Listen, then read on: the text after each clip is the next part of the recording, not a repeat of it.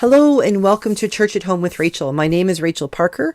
I am the Anglican priest or the rector for Dayspring Ministries, which is a collaboration of three congregations: St. Mary's in Edgerton, St. Saviour's in Vermilion, and St. Thomas in Wainwright in the Diocese of Edmonton in the province of Alberta, Canada, in the Anglican Church of Canada.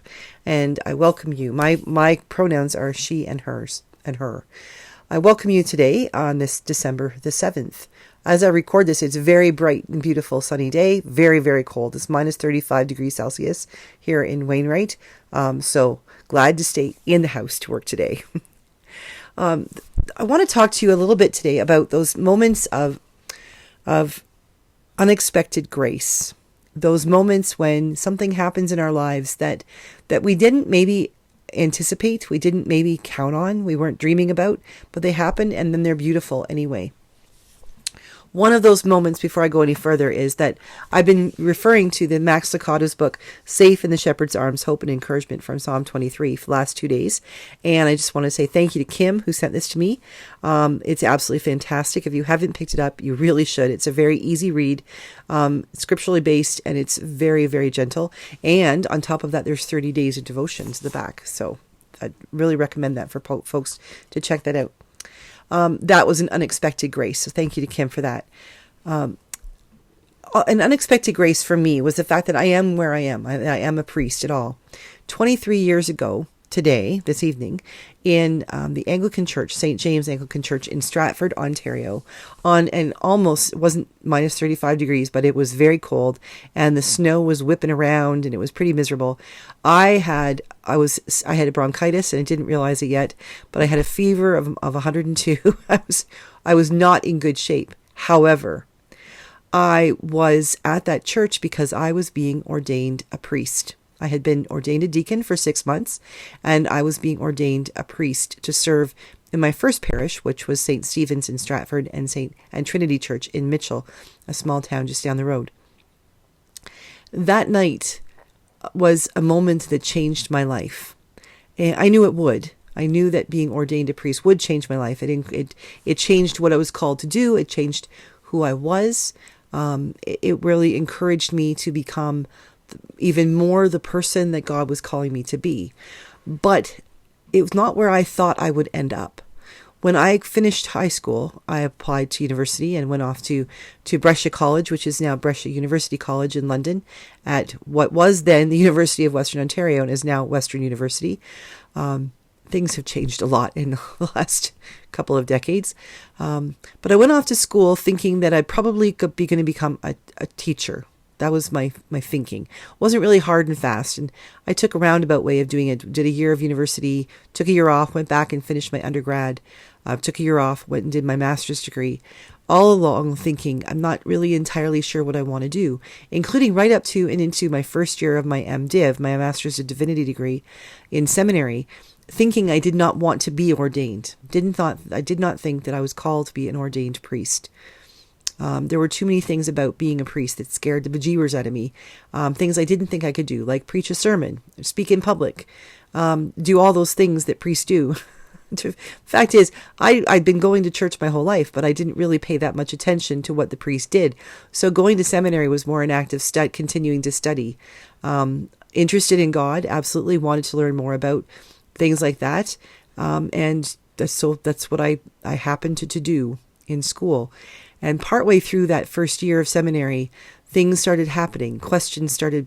Some questions were answered and more and more questions were created. And every step I took was one step closer to thinking, maybe I am called to be ordained. Maybe I am called to serve God through the church. But it wasn't an easy road, but nor was it a really difficult road to go. There were other people I went to school with who definitely heard God say to them, you are called. I am asking you to come and serve in the church. And for me, I was always kind of jealous of that. I didn't hear God speaking to me. I didn't have any, Paul, Damascus Road moments where I heard God speaking like Paul did.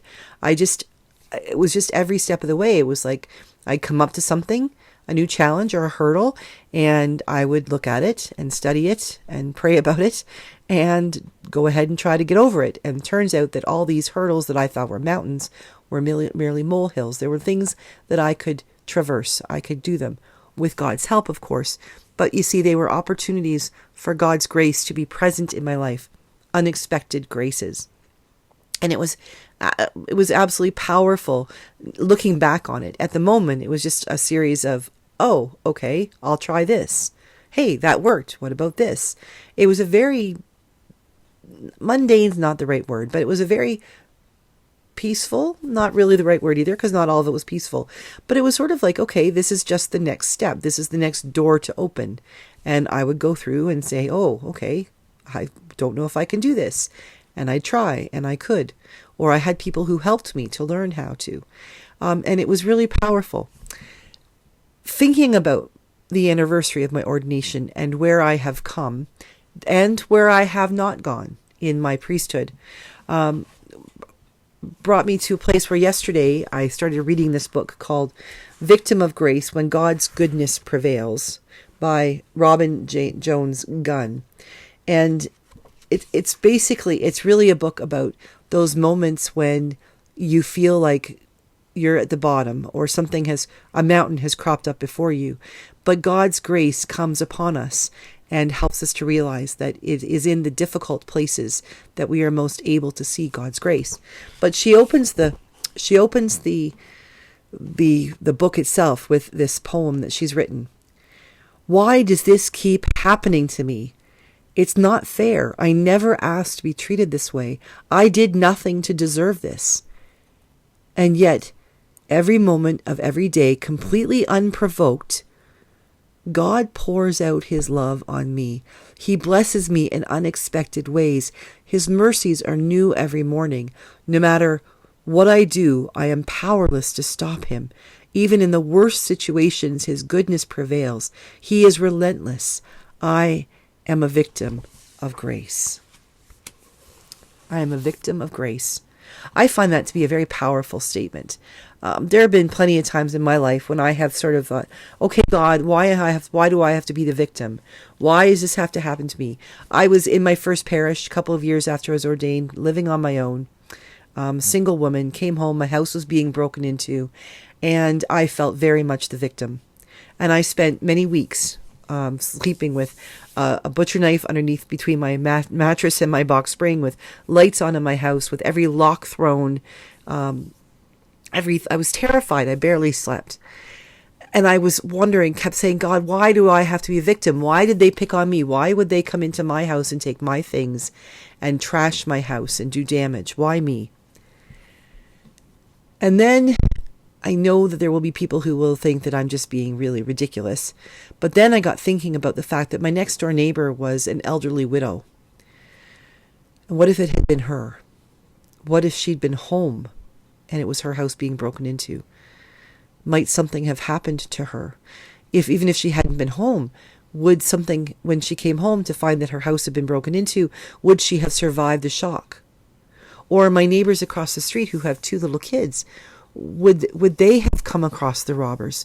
Would something else have happened? And then I realized, I don't think that this had to happen. These young people who decided to rob my house made the decision to do so. They didn't have to. But as ridiculous as this may sound, if they had to, better me. What did I have to lose? A television, a VCR? That's how old I am. A video cassette recorder. Some jewelry, a laundry tub, a box of garbage bags, my computer, all things that could be replaced. And even the few things that they took or they damaged that couldn't be replaced because of sentimental value, I survived.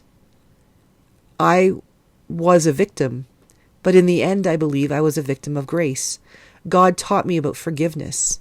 God helped me to recognize how incredible it is to not worry so much about when someone does something bad to you, but how much better it feels to let someone know that they are loved, even when they have done something bad to you. A victim of grace. Absolutely. My whole life as a person has been filled with that, including me being a priest. Me in the priesthood was a victim of grace. I never would have chosen this. This is not what I was thinking all my life growing up. This is what I want to do. And yet now that I'm here, I can't imagine not being a priest. I thank God for that every day. And I thank God for you, for walking with me and allowing me to share my stories and my life. And as I continue in my priesthood and I celebrate my anniversary today, I am glad that my priesthood has taken me here, that COVID prompted me to start a YouTube channel, and that even after we're dealing with COVID pretty well now, we've continued this community we have online. And I thank you for that. And I am really pleased. I feel blessed that I am celebrating today with you. Thank you. And may you too find that you are over and over a victim of grace. God bless you. I'll see you again tomorrow for Church at Home with Rachael.